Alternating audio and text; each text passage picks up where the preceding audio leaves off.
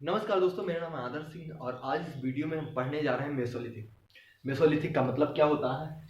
Meso का मतलब होता है मिडिल और लिथिक का मतलब होता है स्टोन। मतलब कि एक ऐसा टाइम पीरियड, एक ऐसा स्टेज स्टोन एज का जिसमें न पैलियोलिथिक था न नियोलिथिक था। कुछ हिस्टोरियन मानते हैं यह ट्रांजिशनल फेज था, किसका? नियोलिथिक का और पैलियोलिथिक के बीच में। ऐसा क्यों? क्योंकि इसके जस्ट बाद और या फिर कह सकते हैं इसी में कुछ नई चीजें चालू हुई जो पैलियोलिथिक में नहीं थी। ह्यूमन ने कुछ ऐसे एक्टिविटीज करने चालू किए जो हमें पैलियोलिथिक में जिसके एविडेंस नहीं मिलते हैं। फॉर एग्जाम्पल एनिमल हस्बेंड्री, और साथ ही साथ एग्रीकल्चर एंड फिशिंग। और इसमें मेसोलिथिक में इंसानों ने माइक्रोलिथ का इस्तेमाल चालू कर दिया। इसके बारे में अभी हम पढ़ते हैं कि ये क्या होते थे। और साथ ही साथ कुछ हिस्टोरियन जो हैं इसको डार्क एज मानते हैं, लेकिन डार्क एज कहाँ का? यूरोप में। ऐसा क्यों? क्योंकि मेसोलिथिक पीरियड में यूरोप की जगह पे कोई भी ऐसे चेंजेस नहीं देखे गए या फिर कोई भी ऐसे आर्कियोलॉजिकल रिमेन्स नहीं मिलते हैं जिससे हम यह पता कर सकें कि वहां पर वो पीरियड जो है एक इम्पॉर्टेंट पीरियड था।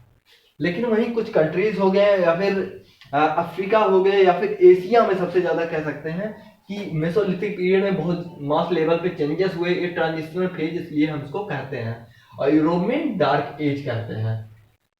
अब बात करेंगे कि क्लाइमेट उस समय वहां पर कैसा था, भारत में या फिर एशिया में। कब? मेसोलिथिक पीरियड में क्लाइमेट जो था, हमने पढ़ा था कि उससे पहले प्लेस्टोसीन पर चल रहा था, लेकिन उसके 10,000 साल बाद, मतलब कि आज के 10,000 साल पहले के बाद तुरंत क्या हुआ कि होलोसीन आ गया। होलोसीन का मतलब हो गया पोस्ट आइस एज। मतलब कि आइस एज खत्म हो गया था और पूरी तरीके से पृथ्वी जो है धीरे धीरे गर्म होना चालू हो गई थी। इससे फायदा क्या हुआ? कुछ वार्म टेम्परेचर की वजह से कुछ अलग फ्लोरा और फना जो है अस्तित्व में आए, और साथ ही साथ रेन भी बहुत ज्यादा बढ़ गई थी। इससे क्या हुआ कि कई सारे वाटर रिसोर्सेज जो हैं वो जगह बने, और वहां पर फिशिंग के लिए ह्यूमंस ने अपनी एक नई एक्टिविटी चालू कर दी, फिशिंग, जो सबसे पहले कहाँ मिलता है? मेसोलिथिक में। और डोमेस्टिकेशन ऑफ एनिमल्स की तो हमने बात ही कही। भारत के साथ साथ दुनिया के कई अलग साइट्स में मेसोलिथिक का एविडेंस मिलता है कि इस टाइम पे डोमेस्टिकेशन ऑफ एनिमल्स था। फॉर एग्जाम्पल, जैसे इंडिया में कुछ ऐसे जगह हैं जहां पर कुछ ऐसे जानवर्स के रिमेन्स मिलते हैं, फॉसिल्स मिलते हैं जो भारत में नहीं पाए जाते हैं। इसका मतलब ये था कि इंसानों ने उसको उससे पहले जहां पर भी पाला था वहां से वो लेकर आए। ये एक एविडेंस है कि हमारे यहाँ डोमेस्टिकेशन चालू हो गया था, या फिर मेसोलिथिक पीरियड में इंसानों ने डोमेस्टिकेशन ऑफ एनिमल चालू कर दिया था। लेकिन कुछ हिस्टोरियन ये भी मानते हैं कि डोमेस्टिकेशन ऑफ एनिमल बहुत लो लेवल पे हुआ था, वहीं नियोलिथिक में जाके बहुत तेजी से फैल जाता है। यही वजह है, अभी मैंने बताया कि transitional phase of the stone age इसको कहा जाता है। और साथ ही साथ ह्यूमंस ने अपने जो एंसेस्टर थे या फिर अपने जो भाई परिवार थे, उनमें जो लोग मर जाते थे उनको दफनाना चालू कर दिया। उसके ब्यूरियल्स भी मिलते हैं।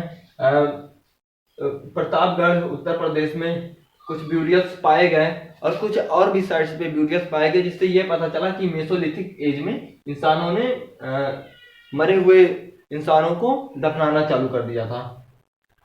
और एक बहुत बड़ा जो चेंज मिलता है वो मिलता है कि ह्यूमंस ने अपने टूल्स के साथ जो भी इम्प्रूवमेंट किया, हर एक पीरियड में देख सकते हैं। जैसे पैलियोलिथिक में मैं बताया था, तीनों पैलियोलिथिक के तीनों पार्ट्स में ह्यूमंस ने अपने स्टूल और अपने टूल्स के साथ बहुत मास लेवल पे चेंजेस किए।